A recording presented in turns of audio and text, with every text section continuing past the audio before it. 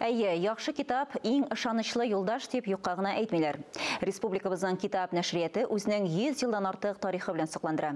Нәшрият күп санлы китаплар аша укучы күңеленә туган телебезне сакларга, үстерергә омтыла. Ел саен яңа китаплар нәшр ителә.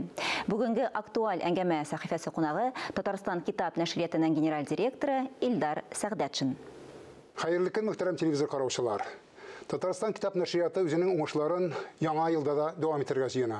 Бу хакта тәфсилләбрәк сөйләшү өчен без бүген студиягә нәшриятның директоры Илдар Сәгъдәтшинне чакырдык. Хәерле көн, Илдар әфәнде. Исәнмесез.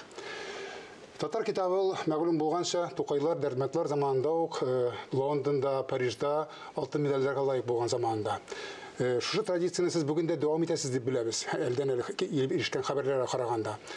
Татар китабын момент кулына китап тотып карамаган кешене бүген табу авыр булса да, ләкин бер сәеррәк сорау бирергә мәҗбүрмен бүген. Татар китабы бүген нинди ул? Момент. Бүгенге көндә әле безнең нәшрият кенә, Татарстанда иң зур нәшриятләрнең берсе бит инде безнең нәшрият кенә елына 200-гә якын исемдә китап нәшр итә. Бу инде ял көннәрен алсак, көн саен бер китап дигән сүз. Бу китаплар арасында инде төрлесе бар. Ул басма китапларда инде зәвыкка карап, кешенең ихтыяҗына карап, басма китаплардан инде электрон китапларны да барлыкка китердек бит инде шактый зур гына безнең порталыбызда бушлай электрон китаплар белән дә танышырга, аларны укырга мөмкинлек бар. Электрон китаплар, аудио китаплар башка инде булса укый торган электрон китаплар, аудио китаплар инде аерым тыңлый торган проект. Инде соңгы елларда бу проект без Китап радиосы белән берлектә эшләнә башлады һәм инде китапларның саны да шуңа карап бермә-бер арта бара. Һәм алар безнең шул порталга эленеп бара инде.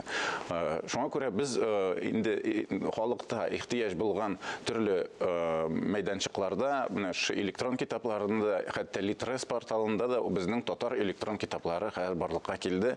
Аның инде бөтен дөньяда безнең милләттәшләребез кирип файдалана һәм шунсы кызык, хәтта мәктәп программасына кергәндә безнең классикларыбыз да шунда матур безнең инде алтын тавышлы дикторлар тарафыннан яңгыратылган һәм инде вакытлары булмаса, инде безнең балалар да бит инде гаджетларга күнеккән, аларның вакытлары булмаса да инде электрон китапны укырга һәм аудио версиясын, аудио китапны тыңларга да мөмкинлек табарга ансына вакыт таба алырлар инде. Электрон китап аңлашыла, ләкин безнең бу уңгана түгел, гомумән балаларын да без бүтән өйрәтәбез кулына китап тотып алырга. Ягъни электроника белән түгел, әмма кулына китап, менә сезнең алда китапларны, әмма менә бу китапларны сату өчен әлбәттә без кибетләрбез аз дип зарланабыз һәм ул инде теге арттарак калды, һәр авылда китап китеп булган заманнар әмма нишәтәбез инде заман белән бергә атларга туры килә. Менә монда китапларны кайдан сатып алалар? Бүгенге көндә без менә китап сата торган нинди мәйданчык бар, шунда безнең китапларыбыз сатуда бар. Ул да булса интернет кибетләр, Валберислар, Лабиринтлар, менә кем кайда Озонда да бар безнең китапларыбыз, менә кайда нинди мәйданчык бар, без бөтен җирдә дә безнең китаплар анда урнашкан. Һәм шунысы куанычлы, алар битеп килә, басма вариантларыннан да сатып алырга мөмкин, шул вакытта инде мөмкинлектән чыгып анда электрон вариантлары да эленгән. Шунысы куанычлы, китаплар битеп бара, без аларны яңартып барабыз. Әйткәнемчә инде 200-гә якын исемдә китапларыбыз басылып килә, һәм шулар алышынып кына торалар. Өстәлеп, алышынып, чөнки тегеләре битеп бара, складлар да бушый да, өстәлә дә, шулай эш дәвам итә, Аллага шөкер. Татар китабын таныту өчен әлбәттә күп чаралар эшләгәнегезне шулай ишетеп торабыз һәм җиткереп торабыз укучыларга. Шулар турында да кыскача гына әйтсәгез. Без инде һәр китапның презентацияларын аның авторы белән, хәтта журналистлар белән интервьюлар оештыру эшендә алып барабыз. Тагын өстәвенә шуны әйтәсем килә, менә ел дәвамында узган елны гына алсак, без 60-тан артык күргәзмәләрдә катнаштык. Ул да булса безнең Россиядә гына түгел, бердәм СНГ илләрендә дә бар инде ул күргәзмәләр, без анда да катнашып, һәм безнең өчен инде иң яхшы ниндидер нәтиҗә буларак бу күргәзмәләрдә килгән кеше хәтта безнең китаплар янында чират булуларын күрә алалар. Чират торып кеше китап сатып ала.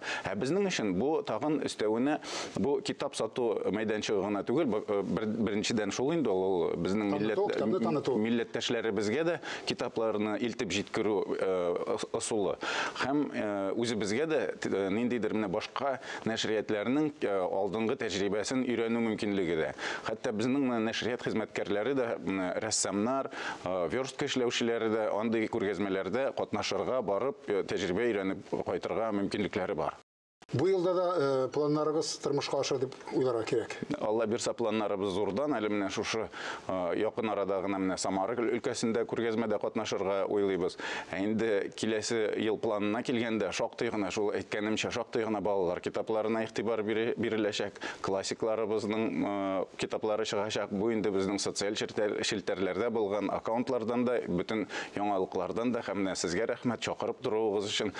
Мин килеп тәсиләргә әзер һәр чыккан китап турында безнең яңалыкларны карап, алардан белеп торса, безнең телевизор караучылар да белеп торсалар. Амин, шулай булсын, бергәләп эшләргә язсын, чөнки укыту ул безнең барыбызның да милләтнең төп сыйфаты. Амин. Бер китап 1000 кешене бәхет итәр дигән халык мәкале. Бәхетлеләрдән булып яшәгән насыйп булса дигән теләктә бүгенгә сезнең белән саубуллашам, исәнлектә күрешик.